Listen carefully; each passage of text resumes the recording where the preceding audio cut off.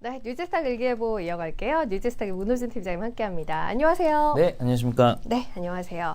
오늘 지수가 많이 오르기는 하는데 네. 아마 기분이 다들 꽤 좋지는 않으실 것 같아요. 하락한 그렇죠. 종목이 더 많기도 하고 그렇죠. 워낙 큰 것들이 많이 오르고 있어서요. 자, 그래도 이제 저희는 또 이런 상황에서도 네. 시장과 함께 갈 수 있을 만한 종목들, 그리고 또 시장이 좀 빠질 때도 마음이 좀 편할 수 있을 만한 종목들 이제 데이터 기반으로 골라야 하는데요.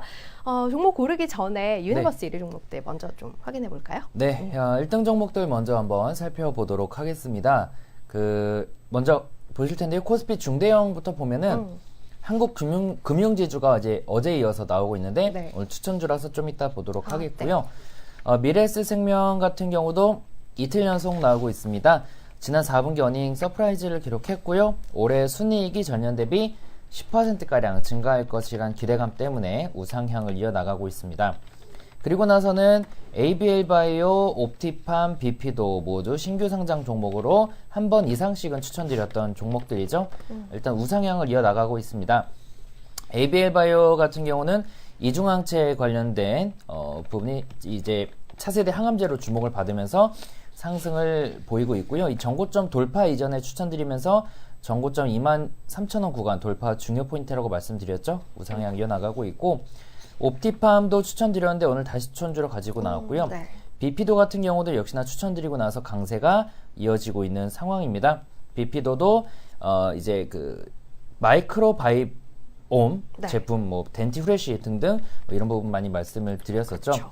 근데 그동안 연초부터 신규 상장 종목들을 제가 아마 한 절반에서 많게는 한 70% 정도는 제가 다 맞아요. 추천드렸을 겁니다.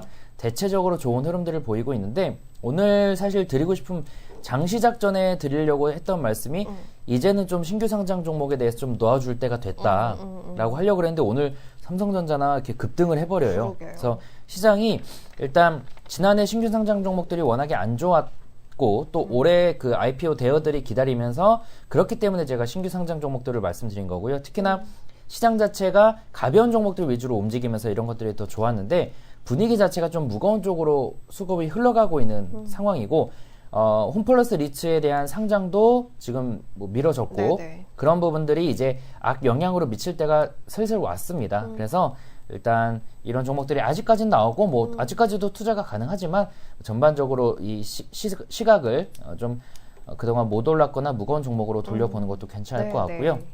이라이콤 같은 경우는 일단 삼성전자의 글로벌 저가폰 시장 확대에 따른 수혜가 기대된다라고 합니다. 지난해 흑자 전환에 성공했고요.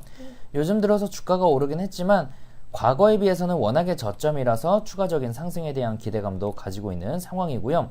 대신에 통상적으로 한 4월까지 오르기 때문에 한 2, 3주 정도만 좀 더 볼 수 있을 것 같습니다. 모멘텀에서 보면은 첫 번째 현대백화점 같은 경우는 올해 1분기에는 전년 동기 대비 영업이익이 12% 정도 감소할 것으로 예상되고 있지만 면세점에 대한 성장이 이어나면서 매출이 올해 좀 개선될 것으로 기대되고 있습니다. 저점 구간에서 잘 반등하고 있는 상황이고요. 계절적으로는 매년 연초에 빠졌다가 한 4월 정도까지 오르는 특징 가지고 있습니다. S&T 모티브도 최근에 자주 나오고 있는데요. 이제 방산 관련돼서 나오고 있죠. 네. 그래서 어제도 급등을 하는 모습 보여줬는데 저점 구간에서 잘 반등하고 있는 상황입니다. 아프리카 TV도 요즘 간간히 나오고 있습니다. 정고점 돌파가 중요하다고 3월 중순쯤 말씀드렸는데요. 돌파하고 나서 강세가 이어지고 있는 모습이겠고요. 다나와 같은 경우는 꾸준하게 오르고 있는 상황입니다. 그래서 개인적으로는 롱텀 고점이기 때문에 선호하는 그런 상황은 아니지만 단기적으로는 그래도 접근이 가능할 것 같고요. 연평균 20%대 성장세가 이어지고 있는 상황입니다. 오이솔루션 어제도 나왔고 이제 5G 관련주로서 오르고 있는 모습이겠고요. MS 오토텍은 지난해 자율주행차 소프트웨어 업체인 프로센스와 손잡고 자율주행 자동차 시장에 본격적으로 진출했습니다. 지난해 영업이익도 15%가량 증가한 모습이었고요. 일단 지난 해 말부터 대비해서는 많이 올랐는데 다시 한번 자율주행차나 이런 종목들이 관심을 받는다라는 부분을 좀 소형주에서 볼 수 있는 것 같으니까요. 네. 이런 업종 자체에 대해서 관심을 다시 가져보면 좋을 것 같습니다. 알겠습니다. 어제 추천주 바로 볼게요. 팜스코 그리고 뉴트리바이오텍 이렇게 두 종목 이야기를 드렸었는데요. 오늘은 사실 시장이 대형주 중심으로 움직이고 있는 상태라서 이 종목들도 일단 뭐 크게 힘을 받지는 못하고 있어요. 네. 네, 그렇습니다. 일단 뭐 팜스코는 어제는 살짝 오르고 오늘은 살짝 빠지고 있는 상황인데요. 추천드렸던 배경은 돼지고기 가격 상승에 대한 수혜 기대감이겠죠. 중국도 돼지고기 가격을 올리고 있고 또 미국과 중국 간의 그런 관세 협약이 좀 된다면은 우리나라로 들어오던 미국산 고기가 중국으로 가면서 그 역시 우리나라 돼지고기 가격의 상승으로 이어질 것이라는 전망을 말씀드렸습니다. 기술적으로도 장기적으로 저점이고 수급 계속 들어오고 121선 돌파했기 때문에 부담스럽지 않아 보이고요. 네. 목표가 1차적으로 9,700원, 2차 1,500원, 그리고 손절가 8,400원 유지하겠고요.